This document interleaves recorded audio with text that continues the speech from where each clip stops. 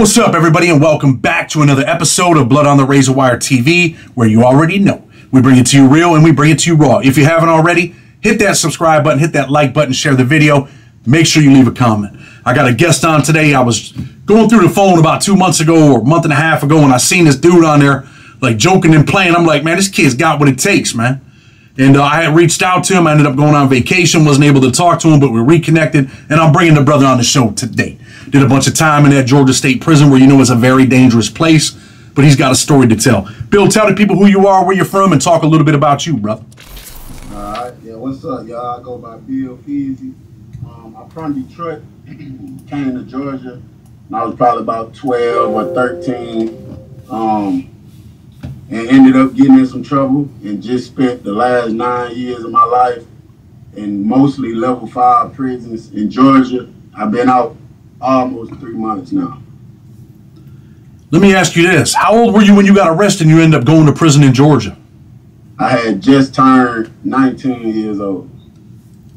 19 years old, man, walking into a Georgia State prison. What'd you go to prison for? I got locked up for 6 counts of armed robbery, but 4 of them ended up getting dismissed, so I actually was convicted for 2 counts of armed robbery. Were you nervous walking in there? Hell yeah. I just heard so many stories, you know what I'm saying? I ain't know what to expect. I know you talk a lot, you know, about your experience, man, on your YouTube channel, which I think is an up-and-coming prison genre, you know, YouTube channel. I think you do an excellent job, man, and we're going to get into that in a minute, but I want people to go check you out because I think you've got a hell of a story to tell, and I think you've got a good channel.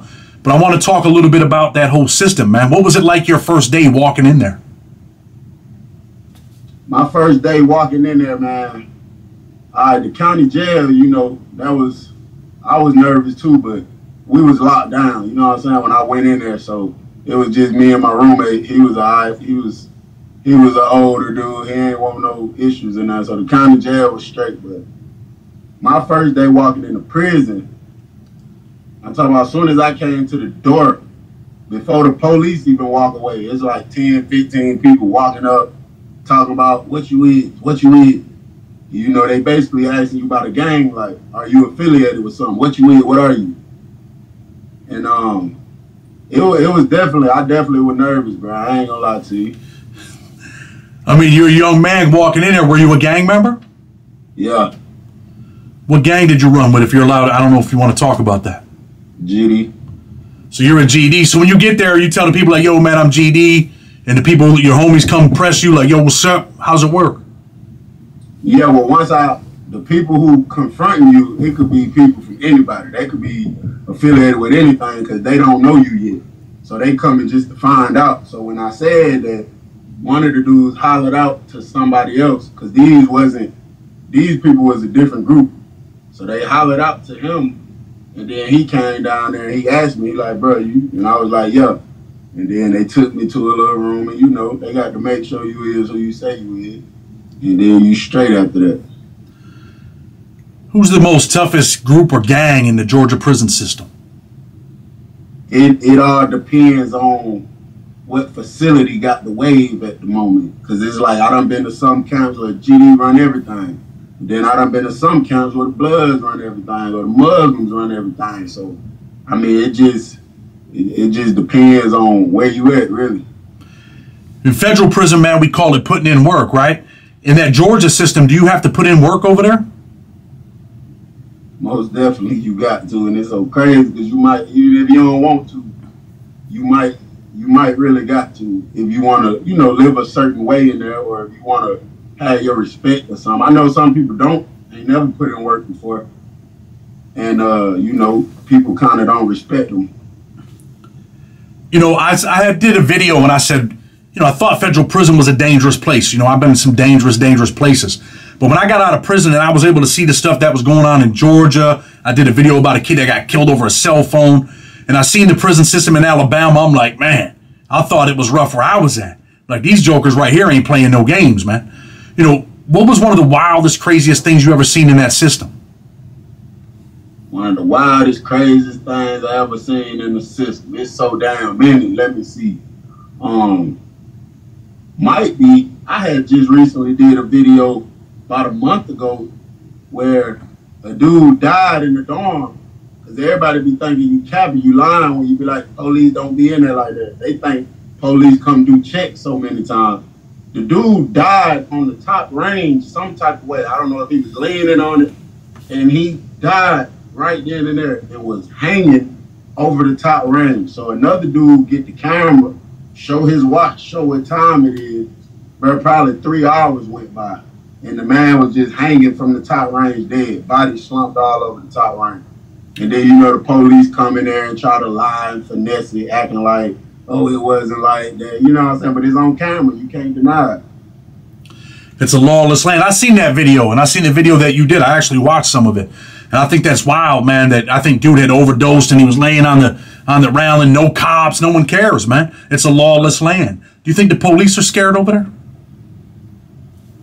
Yeah, I think some of them are, because I was just there, and I think some of them definitely scared of folks. But they, you know, they try to act like they ain't or whatever. And that may be the reason, honestly, why so many people getting killed in there, because, shit, they see something going down. They might be like, man, I'm not going in there. You know what I'm saying? And they wait till they car back up till there's a whole bunch of them to go. But, yeah, they might do be for real, for real. You know, I did almost 18 years straight in the feds, right? And, you know, I've been to prisons where it was lawless, where the cops didn't give a shit. There was no control, and things were out of control for real when the cops didn't have control. And I've been to prisons where the police got control. And, you know, things happen, but it's a little bit different than when you're at a place where, you know, things are just, where no one cares, so to speak. And when I watch some of them videos, I feel like the cops in Georgia, they're like, man, listen, I'm just here for a job, man. I ain't trying to die in here for no, whatever they're paying them, $18, $19, $20 an hour. You know, some of them will tell you that there's actually been situations where I heard a female say out her own mouth, somebody was playing with her, and she was tired as hell. She was walking from the gate, she was sweating. She was like, I'm about to sit my ass down. So a dude was playing with her, was like, hey, man, somebody up there in that room getting stabbed, man. You got to go up there. And she was like, man, his ass gonna get stabbed today. Fuck that, I'm tired. And she went straight in the booth and just sat down like ain't nobody said nothing. Outrageous, isn't it? Yeah, that's crazy. Man, it's so crazy because there's so many people, when I was on TikTok, would be commenting like, oh, jail looks fun. Oh, jail seemed cool. And it's so crazy, like, y'all don't even know the half. I just laugh and make jokes because I got to be here, you know what I'm saying? But you don't even know the half of it, for real. For people that don't know, I know you had a bunch of videos from prison on TikTok, like joking, comedian type stuff. What's the name of that TikTok page so people can check it out?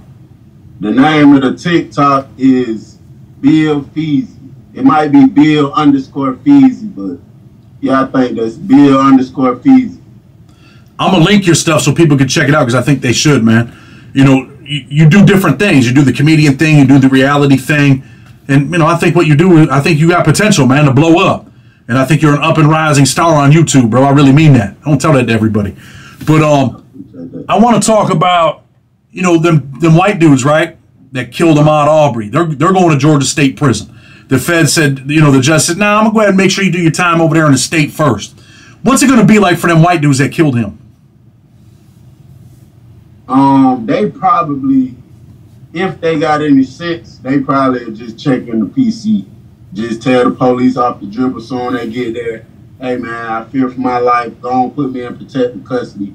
And, you know, with hopes that they don't go to a prison like the one I just left. Because the one I just left, dirty, and they don't give a damn about none of that. Sometimes you will ask for PC, and they'll still send you somewhere. But, you know, if you make it in regular population, as long as don't nobody know who they are, they probably be straight. But if one single person can identify them, and everybody got a cell phone, so they pull it up on the cell phone, it's just going to be hell. It's going to be living hell. They probably try to put them under some type of extortion where you got to pay me, make your family send me some money, probably beat your ass every time I get mad, you know. And if you try to sneak out the dorm or something, everybody in Georgia gang banging, the whole prison run by a gang, so I'm going to just call to whatever dorm you tried to go to and be like, hey, dude just came over there to do this to him, because, you know what I'm saying, it'll be a cycle that never stops.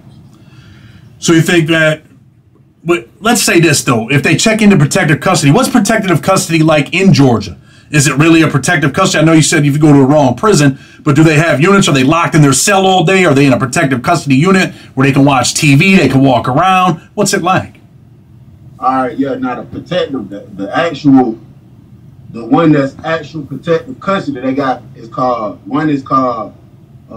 voluntary protective custody, which you request to go to, and one is involuntary protective custody, where the police will force you in if they feel like, you know, there's a threat to your life or something. But at certain prisons, I have seen where they got a dorm just for them. And when they walk to chow, they go a whole different way that we can't even get access to. But the average protective custody, you in the room all day. You don't come out. You in the room by yourself all day long. I think they get an hour out. They might get an hour a day out, you know, one at a time. So them cats are probably going to have a pretty rough life in that Georgia State prison system. Yeah, most definitely. Most definitely. I totally agree. Do you think there would be dudes that are in general population that would let them live where, hey, look, man, we're protecting these dudes, they're paying us. Does it work like that too, or where they're really friendly extorting them? Yeah, most definitely. And you know what? If you bump into some people like that, they don't really give a damn what you did. You know, you could be locked up for doing anything. But some people got that mindset, business mind. I'm all about the money. I don't give a damn about nothing else. So just say, for instance, I'm a gang leader, and I got 200-300 people at this prison that's gonna do whatever I tell them and that's gonna listen to me. You committed a crazy crime, but you got the check. Okay, you finna pay me $1,000 every single week. You finna have your family send me this money, or 500, whatever we agree on, and I'm gonna make sure you safe. So if another gang be like, oh hell no, that's the dude that killed such and such, let's go get him. That's when me and my 300 gonna step up and be like, nah, you ain't finna do nothing to him because, you know, we protect him. And then we might whoop your ass after that anyway, just. I mean, this is prison, man. And you know, I've seen some wicked things. I've seen some videos at the Serranos in Georgia State Prison where they had a dude, I got the videos, where they had a dude tied to the bed and they're hitting him with rib shots and they take a pencil and they're cranking it into his fingers and all this type of shit, right? And, you know, hey, it's real and it's raw, right? So we're going to call it how it is. These dudes are white dudes. I mean, it's national news. You know, they've been convicted of killing Ahmaud Arbery, and it was racially motivated. You know, you think that the black dudes are going to want to get at him, right? Most definitely. If he is not in PC, they're going to get at him. I know this for a fact. And depending on the prison, because I've been to a prison locked down in the hole before, and I can pop out, and with the right tool, which is an ID card or a shoestring, I can pop into another person's room. So he better not go to one of them prisons where, you know, it's like that. Because if it's like that, even on PC, somebody still get you. So they're definitely in danger. Do you think that the cops will put them in involuntary protective custody because of a high-profile case like that? It's a possibility. But like I say, when you hit the prison, decisions like that, I think, will be up to what they call the deputy warden of security. I think that's his decision to make. And some may make that decision, but some just might not give a damn, bro. I hear you. It's a real place. You know, we're talking about that check. When you say the check, you mean that money, right? Right. So, you know, young thug, right? I'm not convicting the dude.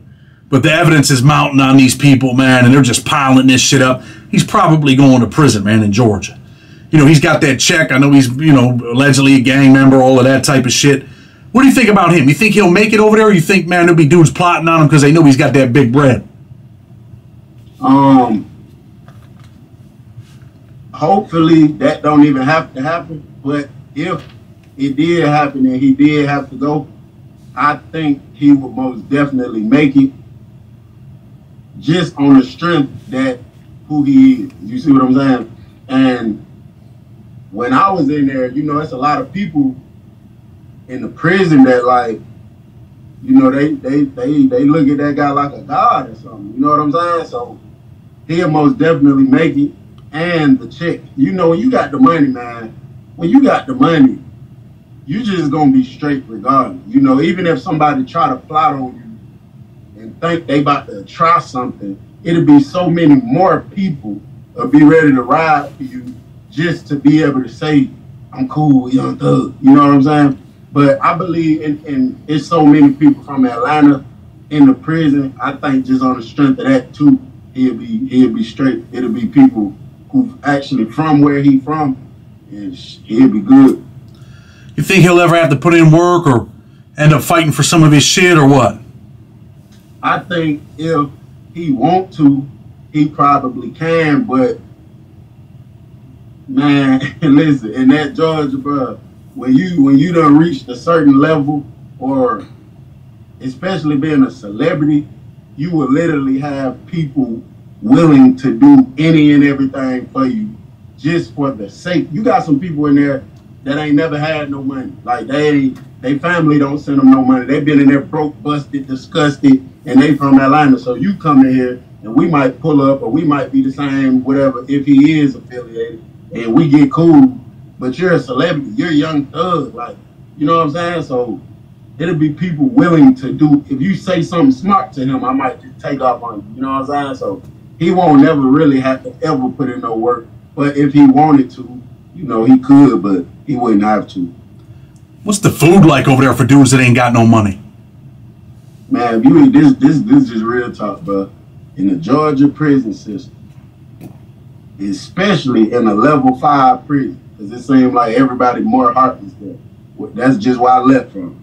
If you ain't got no money of your own, if you ain't got no family sending you no money every week or something like that, man, you're going to be down bad. You're going to be hungry, bro. Because the food ain't worth nothing. It ain't hitting on nothing. Then I don't know how it is in other states, but in Georgia, they just really recently, maybe in the last year or two, started giving lunch on Friday. It used to be Monday, Thursday. Then they started it on Friday. So, you know, the weekends, you might eat breakfast at 4 in the morning and don't eat again at 5, 6 p.m. So if you ain't got nobody sending you your money, you going to be hungry. There are a lot of slim dudes in there? Yo, they don't give out, they used to not give out lunch on Fridays? Yeah, when I first came in, I came in 2013. I think maybe around 2016 or 2017, they started doing lunch on Friday. How did they justify that, not giving you 3 meals a day?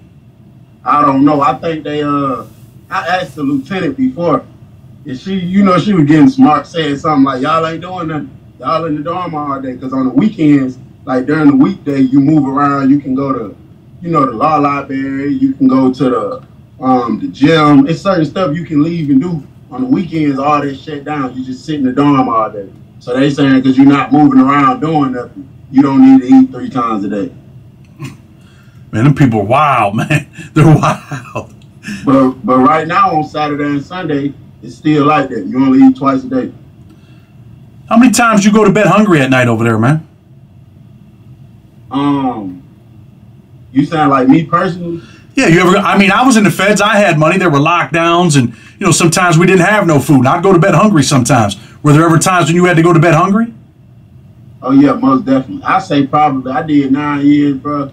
It probably took me 5 of them 9 to really get my mind right. Like, bro, hell no. Because, you know, I might have my family send me some money. My family ain't rich, so they might send me $25, $50, and it's supposed to last me. But, you know, when I spend $50 on food, it's finna be gone so fast. So I don't went hungry plenty nights, plenty days, been walking around hungry. But once I hit about my 6th year, I just started tightening up with the hustling. And I learned how to manage my money and stuff to the point I never, you know, experienced that. So I say about my last 3.5, 4 years, I was straight the whole time. We're going to talk about hustles in a minute, but I want to say something, man. If your ass goes to jail in Georgia, if that ain't a wake-up call, if you get out and you go back, man, you got to really be like, damn, man, because that's real prison time. That ain't no Camp Good Day special times. This is real prison time. You only get 2 meals a day sometimes. You go to bed hungry. That has to change your mindset. Like, man, I don't never want to be in this motherfucker ever again, right? And it's so crazy, bro, because during my 9, I have seen so many people get out, come back, get out, come back, get out, come back, and I just never understood it. Like, there is nothing in the world worth my freedom again. Nothing. Especially not in these conditions. There is nothing I will jeopardize my freedom for again. Ever. I don't care what it is, what the scenario is. Hey, y'all ass better call 911. I'm not doing nothing. Unless you trying to, cause a real serious harm to me, you trying to take my life or something, then I'm gonna do what I gotta do. But just money ain't nothing worth it, bro. What type of hustles do they got in that Georgia State prison system for a dude that ain't got shit? For a dude that has absolutely nothing, you at ground zero, what can you do to get some money? Now, some of this stuff gonna sound crazy, like, I would never do that. But it ain't about that. It's just about how I've seen people make money and come up. All right, if you know how to cut hair, you could be a barber, charge people $3 a haircut. Every time you get $12.50 in food, you can sell it for $25 on cash. Okay. Then you got the laundry man. He wash your clothes in the bucket, separate from everybody else's clothes, so your clothes be real nice and white. He charged $2, $3 per load. He could do the same thing. Once he get to $12.50, sell it. Now he got 25. Do it again. Now he got 50. You know what I'm saying? Yeah. And then you got the dope boys in there that sell all the drugs, the cigarettes. I'm talking about all kind of stuff. Then you got some people in the dorm that's like made men, like real life rich, like real millionaires. So they want to do their time in peace. So you can tell them, hey, I'm gonna watch out for the police. Every time the police coming this way, I'm gonna let you know every single time. Give me $25 a week. They give it to you with no problem. They rich. They don't care. They don't want to get caught on their phone or nothing like that. So, that's just the name of a few right there. What kind of hustles did you have? I was trapping on the streets, bro. So when I got locked up, like I said, my first few years, I was really getting money for my family. Like my mama, she sent me money the whole time. Even when I had my own money, she still look out. But when I really got into it, I just picked up the same habit from the streets. I started selling food. I actually took some money that my family sent me, and I started selling my food. And I sold it every week. And I made it to the point where I could go to the store again, and it's a higher number. Now I might go in your name too, and then his name too, up until I built it up. And then I invested all that money into cigarettes. You know what I'm saying? Then I went from cigarettes to weed, from weed to meth. So I was selling all that. I don't want you to talk too much about that stuff. Only because I don't want to see anything ever happen with you. You know what I'm saying? Right. So like I said earlier, what was some of the most wildest shit you ever seen? I know that video came out, but what was some of the most violent shit that you've seen? And I'm asking you that for a reason. We're going to go somewhere with that. The most violent thing I ever seen in there, I think the most violent thing I ever seen was, it was a war between two gangs that popped up. And I don't know if y'all familiar with a gang called Ghostface. White boys. Yeah. It was Ghostface and Bloods. And it's so crazy, bro, because they was just in the middle of the flow. And the Bloods told them, they was like, we straight, we cool, we ain't worried about it. Because it was actually something that happened in a total different dorm. The white boy had the razor on the toothbrush. He cut the Blood dude across the face. In another dorm, though, that had nothing to do with us. So they was just making sure it wasn't no smoke in that dorm. So they told them, nah, we good, we ain't studying that. And the white boys was doing shower duty. And they went in the shower, and there was like 4 of them in the dorm. 2 got in separate showers, and then the other 2 stood outside the shower just to make sure don't nobody try to jump in there on them. And while they was standing there talking during the shower, man, all the Bloods went over there, and one of them had like 3 locks tied to the end of a belt. All the other ones had knives out. And man, they just went to work on them 2. Dude went to jumping in the shower, knocking the curtain down, talking about both of them came sliding out the shower butt naked, and dude was just stabbing them everywhere. I'm talking about everywhere, hitting them all in the face with locks, stabbing them, stumping them. It was water and blood all over the floor. That probably had to be one of them dudes bleeding all out his ear, all that. Are the white dudes respected over there or no? You got certain ones that is. Now that they done made, well, I don't know when they made it, but like my first few years, I never heard of Ghostface. So once it became like a popular type thing, you got certain ones that's very respected, but you got a lot of them that, people just try to chomp off or whatever. It's just a thing in Georgia that they do, I guess. I ask you that because I had this dude on that was did like 30-something years in Georgia. He was Aryan Brother member, Jesse James, older white dude, seemed like he was pretty intelligent, well respected, and I think he called it how it was. So I ask you that to say this: are the white dudes kind of like, man, fuck them, they're white dudes, man, they're soft? I mean, is that the approach? Keep it real. Is the white dude saying fuck them towards? No, I mean like the black dudes. They're like, man, we don't care about no white boys. They ain't got no numbers. Oh yeah, most definitely. But see, that's why I said it depends on certain ones, because you got one I did a video about, and he actually seemed like he had the whole damn camp scared of him. I'm talking about the whole prison. Like the whole time he was there, nobody did nothing to him. It was actually a situation where they felt like he was on some racist stuff towards his roommate, and it was like 10, 15 black dudes outside the room saying they about to go stab him, do this and that. And man, when he was unlocking the door, he told them, I'm gonna tell y'all this one time and one time only. This ain't got nothing to do with no race. This is an issue between two grown men. Whoever run in my room, I'm gonna kill him. And he popped the door open. Nobody laid a finger on him, bro. And he's still at that same prison right now. Was he a big dude or a little dude? Man, he was short. I'm 5'11". He was shorter than me. He was a little short, bald head dude. Kind of got a little weight on him, but that's just fact. It ain't muscle or nothing. The thing was, they know he will take it all the way there. That's the thing. See, a lot of times, I feel like the reason a lot of black dudes in the chain gang prey on the white dudes, because, like, if I chump you up, if I talk to you crazy any kind of way, most of them just gonna walk away and let me do it. But if I chump you off and talk to you crazy, and you pull out a knife and start trying to stab shit out of me, everybody else gonna know that white boy ain't the one. You bet not try it. You know what I'm saying? Yeah. You got white dudes that run with black dudes over there? Yeah, you got white dudes a part of black gangs in there. What's it like for them dudes? They got to put in work. They got to like be like, yo, man, that white dude, man, he's a GD, but he gets busy. Is it like that?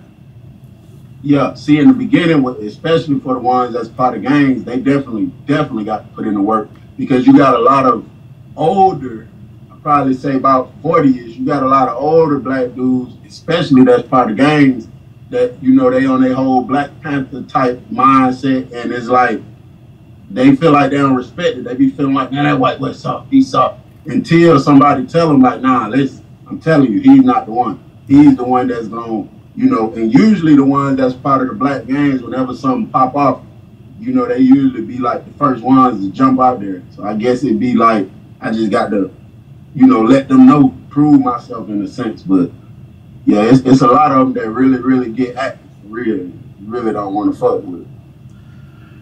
Let's talk a little bit about you. How long you been out of prison? Almost 90 days. I think next week will make 90 days. Almost 90 days. What is the motivating factor that's going to keep you from ever going back?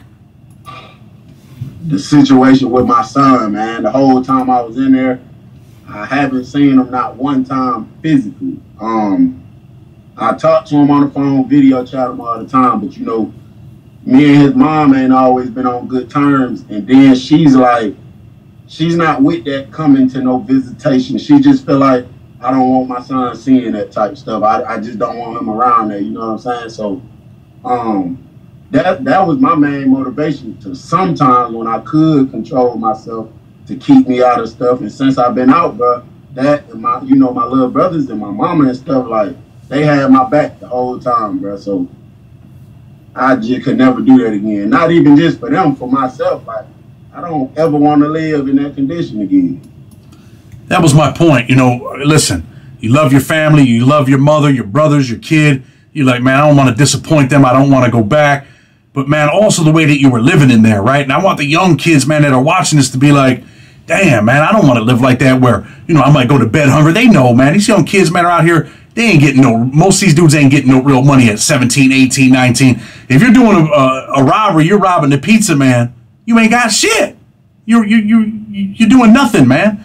And, you know, they say if it don't make dollars, it don't make sense. So really, you're going to prison, you're going to be calling your mother for $50, man. Like, yo, I'm starving, please send me 50. And, you know, hey, it's shitty, I need 50, but your mom might not even have that. So I want them dudes to think about that shit, man, so they never, ever end up in the position that you were in, the position that I was in. I think it's important that that message resonates with people. How do you feel about that? Yeah, most definitely, absolutely, bro. That's all I'm about.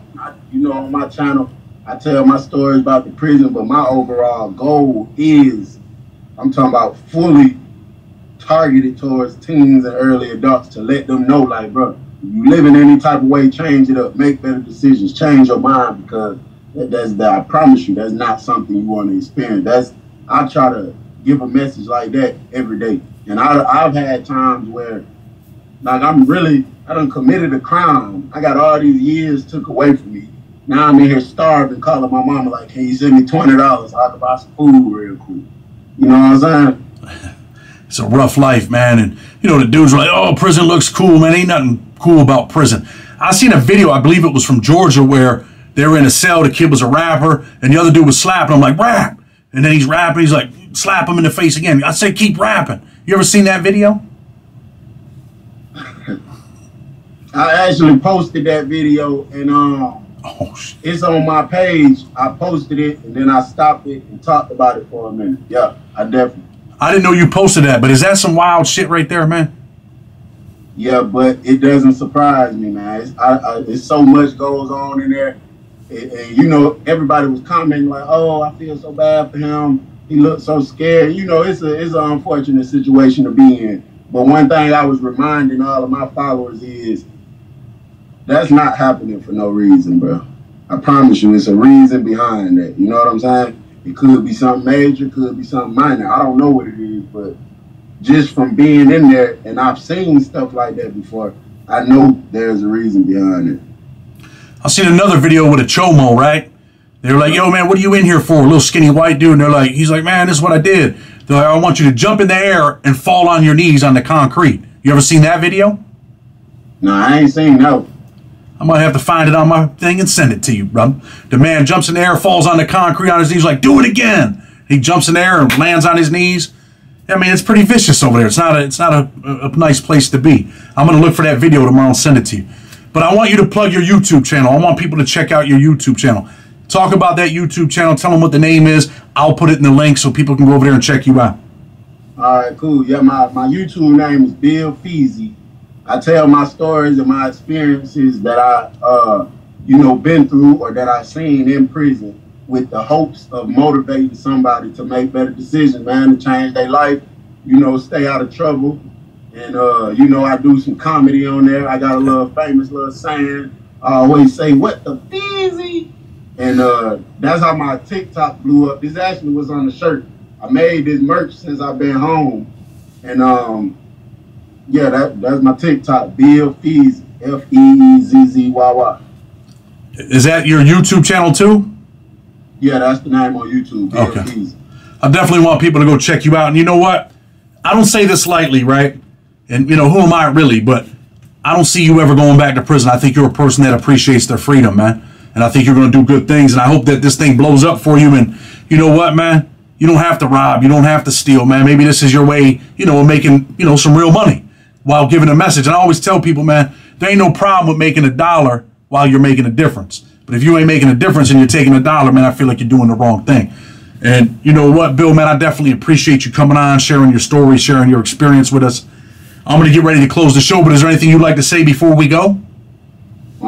Like I say, my message is going to always be the same, bro. Make better decisions, you know. Make money, not excuses. And, yeah, what you said is definitely right, man. It ain't, I promise you it ain't worth it. Seen worth it. Go rob somebody, okay, I got that money. And then you get 10 years of your life took away. It's not worth it. Just do the right thing, bro. Go get a trade, something. Do something besides prison, right? Anything. I definitely appreciate you, man. The link for Bill, you know, for his channel and his TikTok, I'm gonna put that in the description. You know, again, man, I appreciate you coming on. I'm gonna tell everybody, man, if you haven't already, hit that subscribe button, hit that like button, share the video. Make sure you leave a comment and check my man out, man. He's got some good stuff. His comedy's off the hook. I promise you that. So I'm gonna close the show, man, with respect. Blood on the Razor Wire TV. Until tomorrow, we're out.